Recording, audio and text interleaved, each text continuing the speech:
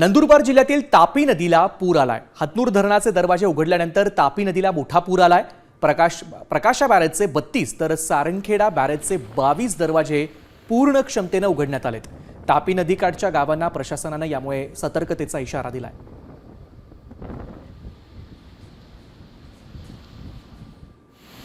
हवामान खात्याने नंदुरबार जिल्ह्याला रेड अलर्ट जारी केलेला आहे आणि त्यामुळे कालपासून जिल्हा प्रशासन जे ते अलर्ट मोडवर आलेलं आहे। खरं तर हतनूर धरणाचे 36 दरवाजे उघडल्यानंतर त्या पूर्ण पाण्याचा विसर्ग जो होता तापी नदीत सोडण्यात आलेला आहे।